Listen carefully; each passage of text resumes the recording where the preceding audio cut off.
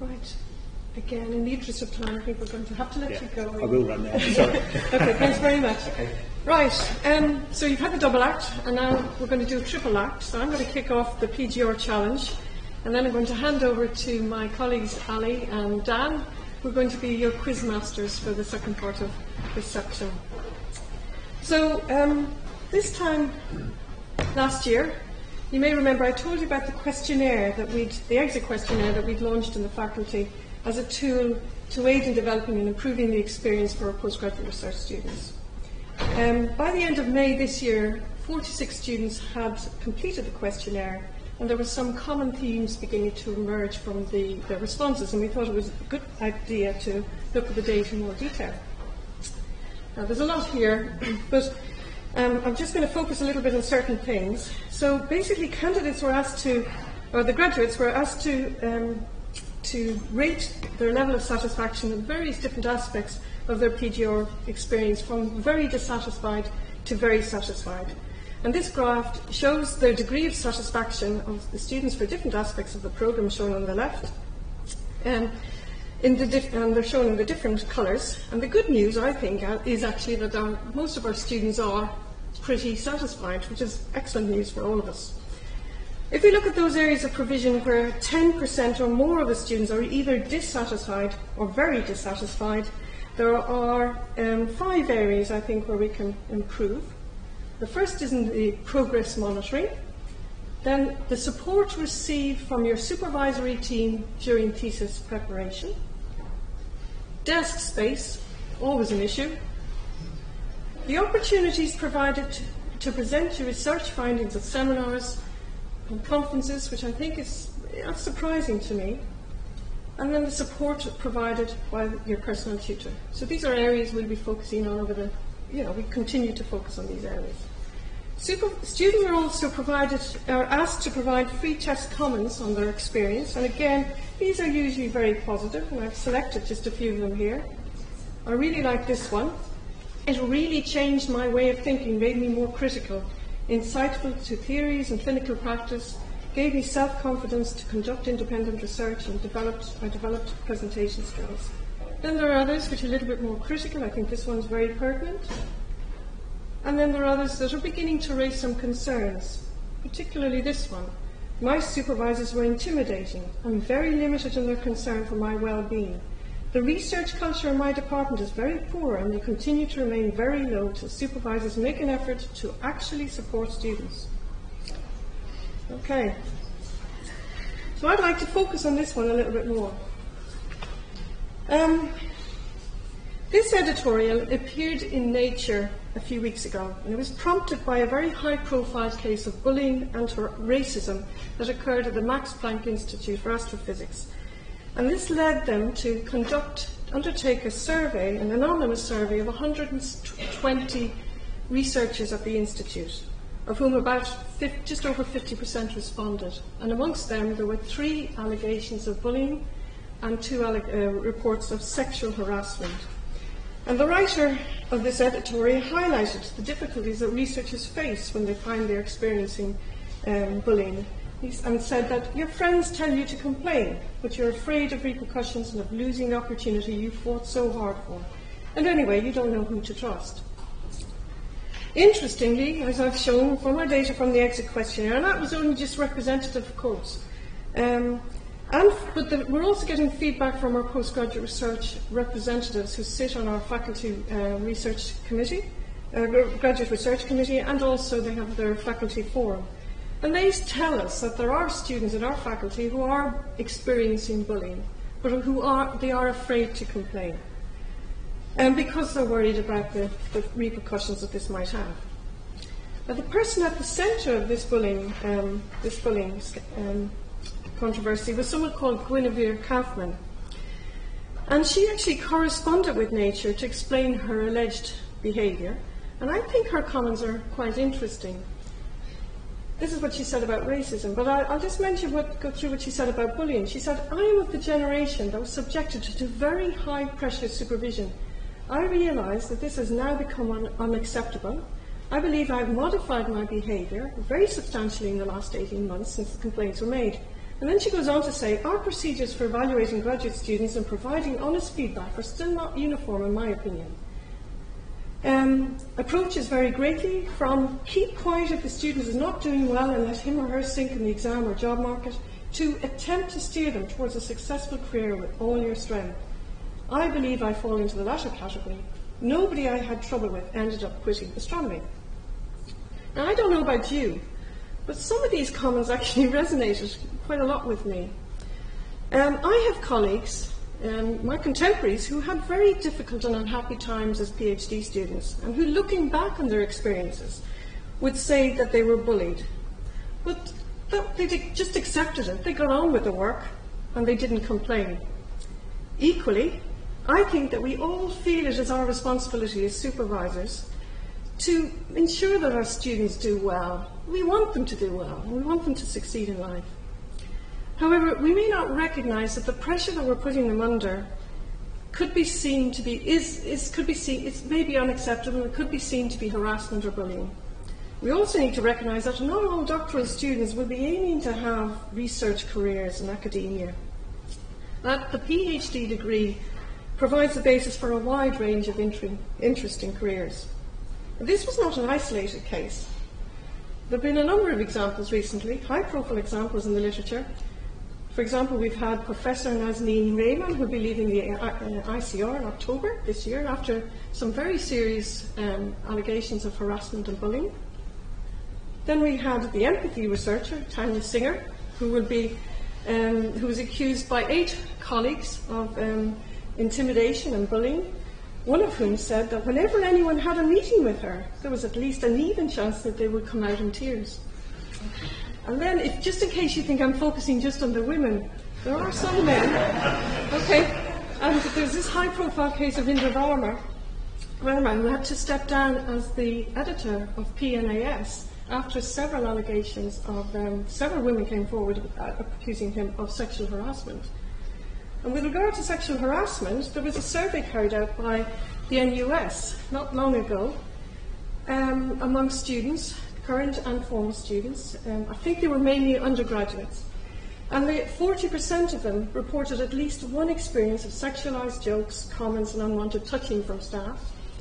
2% of those current students who responded said that they'd experienced non-consensual sexual contact, and 0.6% of them said that they'd been sexually assaulted or raped by a staff member. Okay. Right, so why am I telling you all this? Well, what's the take-home message? I think it's that we, as supervisors, need to be aware of what constitutes bullying and harassment and ensure that we behave responsibly in a way that respects the rights and dignities of others at all times, and that we recognise that what we may think is acceptable behaviour may not be acceptable to others. And how do we do this? Well, I think I would start by recommending we all read the University's Dignity at Work policy, which is available on the HR web pages, and which states that the University does not tolerate bullying, harassment, discrimination or victimisation, and as far as possible complaints will be managed speedily, confidentially and communicated effectively. We're not just trying to protect our students here. Research funders now, like the Wellcome Trust, now have policies on bullying and harassment, and failure to adhere to these policies can result in withdrawal of funding, as has happened in the case of Nazneen Rehman recently. We'll be working with our students to improve and increase awareness of complaints policies so that students who are experiencing difficult situations will not be afraid to come forward. I'd also recommend the relevant compulsory and optional training resources that are available to us all as members of staff, in particular the suite of e-learning resources which are available from HR, and you can access these on MOLE, and they're listed here. And of course we've got some excellent workshops which are run through the Supporting the Supporters programme, and we circulate details of these at regular intervals from the graduate school. And with that, I'm going to hand over to my colleagues, Dan first, and Dan Lambert, who's the PGR lead for the dental school, who's going to take you through, act as quizmaster for part of our PGR challenge, and then we'll hand over to Ali. Okay. Okay, so thank you, Martina. As Martina says, I'm PGR lead for dentistry and have been for nearly 8 years now. So I've seen lots of things being done very well in that time, but I've also seen problems that can arise.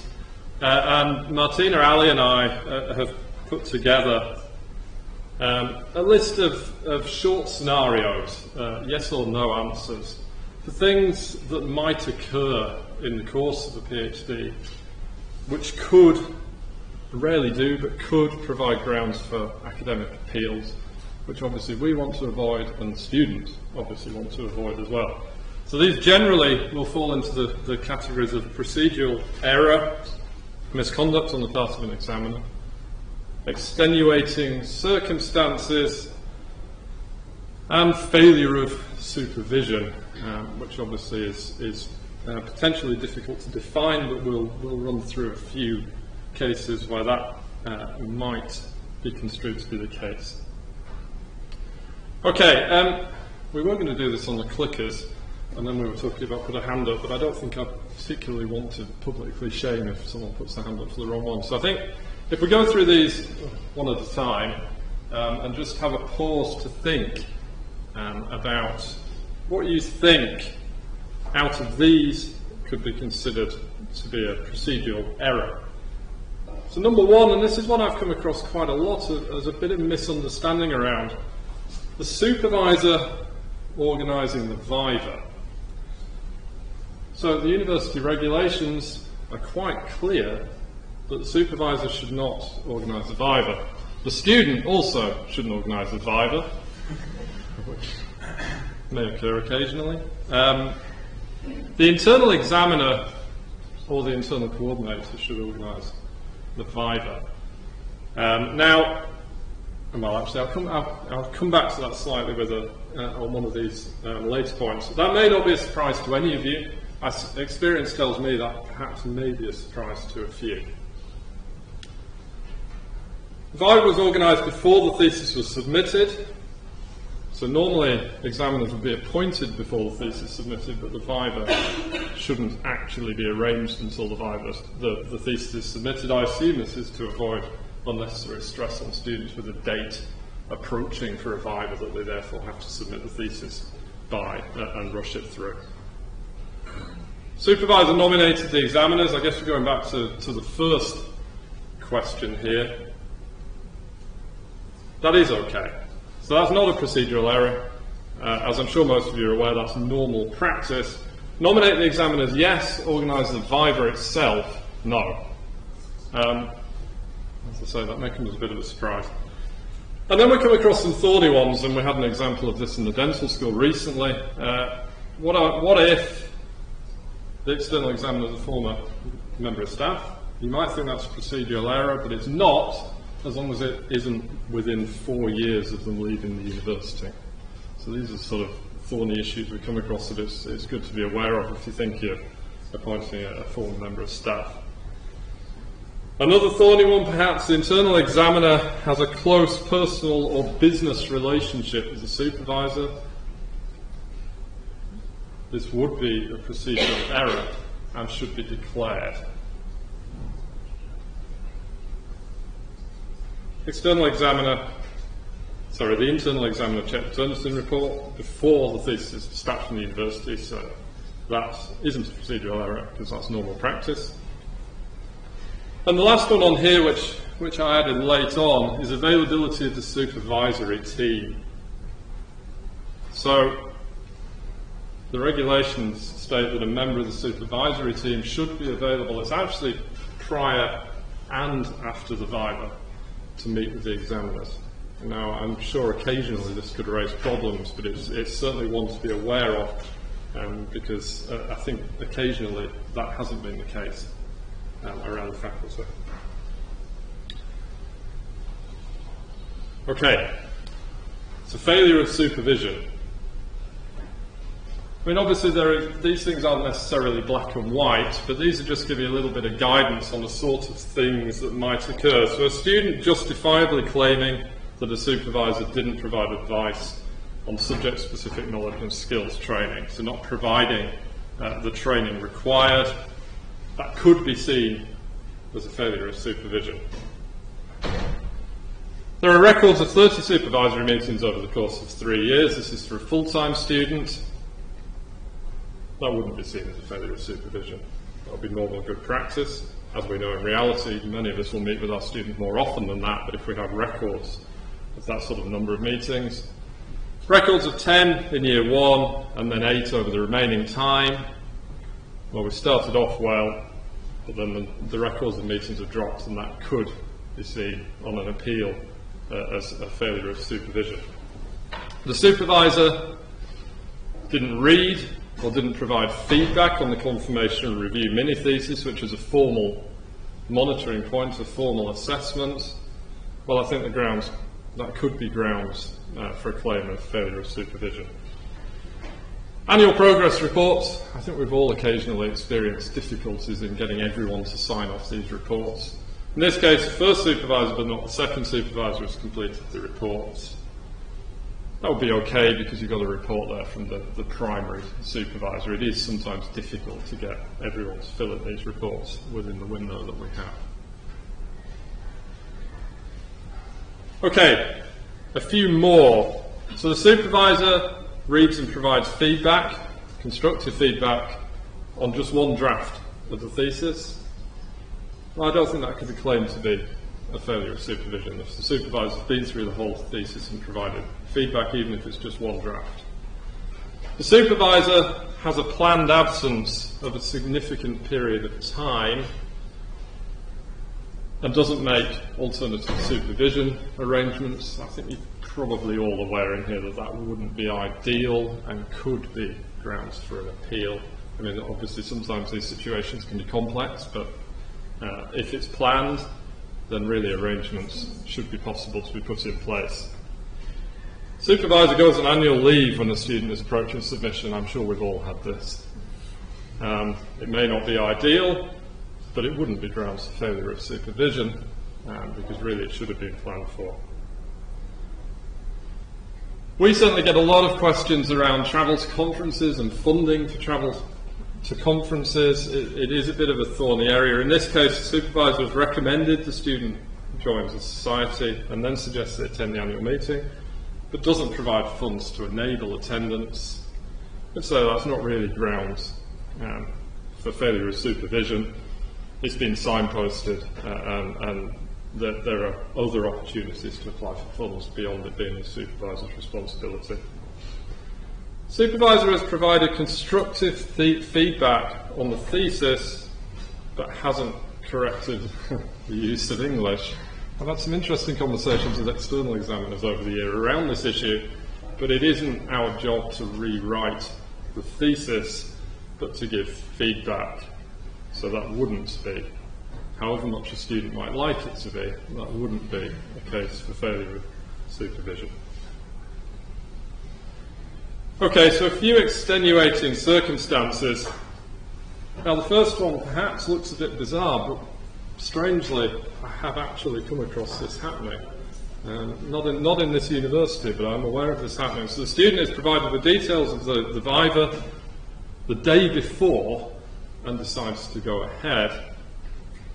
It's a very unusual circumstance, and I think there could be grounds for extenuating circumstances there. That sort of very, very short notice shouldn't occur, and the student may feel under pressure to go ahead. So say it probably looks a bit strange, but I have come across an example of that happening.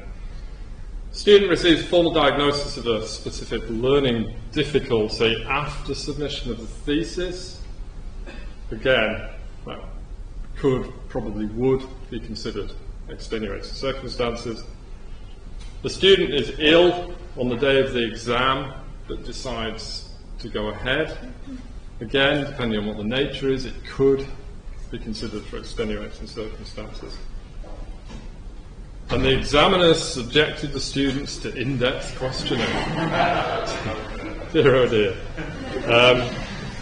During the viva, and for which they are not prepared. I think we all probably agree on that one. Okay, so there's a examples there, some straightforward yes/no answers. I'm sure many of you would be quite happy with most of those, but hopefully there was the odd one that maybe had a think. And with that, I'll pass on to the real quizmaster.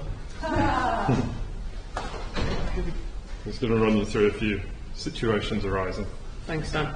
Okay, so I've got a tough challenge because there's quite a few of them with a lot of words, and I've got about 10 minutes to do it in, so I'll revert back to my Scousism and talk really fast. So these are, if you like, situations that might arise that could potentially get some supervisors into trouble and could also, maybe be accusations of bullying or harassment. So we go through these. Okay, so your student arrives into work on Monday morning and regales you with the details of their weekend, which include dyeing their hair bright green, they've had a heavy drinking session, and they've visited a tattoo parlour. They now have a colourful hair, a tattoo on of the university crest on their thigh, and they offer to show you it. Okay, so we've got 5 options for what you should do in this scenario. Do you ask to see the tattoo? Do you comment on the hair and say, it doesn't suit you, I think you should dye it back? Do you reprimand them on the improper use of the university crest? Because we all know that there are proper uses of the crest. Or do you suggest that they may wish to be a little bit more careful next weekend and not have so many Jaeger bombs? Or do you say that you're not interested in hearing about their private life and no, you do not wish to see their tattoo? I'll leave you to ponder that a minute, but what we would suggest is D&E. Obviously, we're in a professional situation here and we should be maintaining a professional relationship with our students. Sometimes this might be difficult over the course of 3 or 4 years of how we get, sort of closely involved and talk to our students. And, you might have a little bit of a joke with them if they're in the 3rd or 4th year maybe, but I would strongly suggest that actually, you tell them that their private life is their private life and definitely don't have a look at the tattoo. Okay, scenario 2. Your first year student arrives in your office in a state of distress. They've received some bad news about a close family member and is soon in a flood of tears. You feel bad because they're unhappy and you want to help. So again, do you just tell them to take the rest of the week off and go home?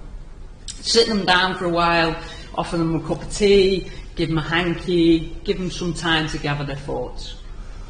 Do you put your arm around them, wipe away the tears with the hanky, try to calm them down, really reassure them? Or do you just send them to the personal tutor to deal with, because after all, that's what they're there for, right? Or do you signpost them to support and actually mention a leave of absence if it's likely that the situation could lead to prolonged periods of distress? Need to think about that? So we would probably recommend that, you don't have to be so aloof with your students and so professional that you can't actually take out time to think about their welfare. And actually Martina pointed out earlier on from an exit survey, students have said that my supervisor's got no interest in my personal welfare. So, and we're all human, sit them down, maybe offer them a cup of tea. But we definitely recommend that you signpost them to the support, and then also, if it is a significant distress that might mean that they're going to have to take weeks off, really seriously consider whether a leave of absence is required in this instance, because actually this can then, stop the clock and give them some time at the end. So, scenario 3, bit more, maybe, fine lines here. It's a Saturday evening, and you're submitting, you're putting the finishing touches to a paper that was drafted by one of your students. There's just one final detail that you need to check before you submit. The student can clarify this query in seconds without them having to, refer to the notes. So it doesn't matter if they're in the tattoo parlour, right? They can reply to you. So do you call the students on their mobile and ask for the information over the phone? Do you send them an email and request for the information? Do you send them a text and ask them for the information? Or do you wait until Monday and ask the students for the information then? So again, this is a little bit of a grey area, I think, and also it's about expectations as well. We would recommend that if you do send it the email, that you actually put a caveat in that you're sending it now because you need to get it off your head now, and if you don't do it now, you forget it on Monday. But we don't expect you to reply until Monday, stroke when you're in the lab, or even wait till Monday and ask the student then. We'd also, sort of query you and sort of suggest that you talk to your students when they first start about the expectations of communications and what are acceptable forms of communications and when. Should you have the personal mobile number of your students? Should they have your personal number? Maybe think about how you communicate with students. And there are things such as Slack. I don't know whether you guys use this. It's it's an app that you can actually have on your mobile, so it's accessible. But you don't need to see the mobile number of the team members that are in there. And it also has like an office hour as well, so you can sort of set up expectations of when you can communicate with your students and when they can communicate with you as well. So scenario 4. You're concerned about a student on your supervision. They spend every minute of the day at work to the exclusion of everybody else. They don't join in with the group activities, and you've noticed that they're not taking care of their personal appearance and have lost weight. They confided to another member of the group that they've recently separated from the girlfriend a few months ago, and they're feeling very down. So do you take them aside for a chat, ask them how they are doing, and let them know about the support available in Sheffield? Say nothing, but keep a watchful eye on them? Say nothing and encourage them to continue working as they are? Or do you ask another member of the group to keep an eye on them? So again, I think some of these questions, these answers are maybe okay, but then maybe not. I mean, we would say again, tell them that you've noticed that there's something the matter, because again, you're showing them that you're interested in their welfare. Ask them how they're doing, and then signpost them to the support that's available. You don't have to solve your students' problems, but you should know where they can go to get support. There's things like there's the Sheffield Access to Mental Health, there's the White Wall, the student services as well, and we can circulate details of these at the end as well. This is a different scenario about the behaviour of the doctoral students as well. So they come and go as they like, they don't meet the deadlines, they verbally abused another member of the group. You've spoken to them informally about this, but it's not having any effect. And you've recently learned that they posted a comment about you on Facebook that could be damaging to your professional reputation. Again, what do? Do you tell them you no longer wish to be the supervisor and ask them to vacate the desk ASAP? Do you confront them about the comments on Facebook and ask them to retract them? Do you respond to the comments on Facebook with a sad face and add a comment about their behaviour? Or do you seek advice from the departmental PGR lead regarding the student's unprofessional behaviour?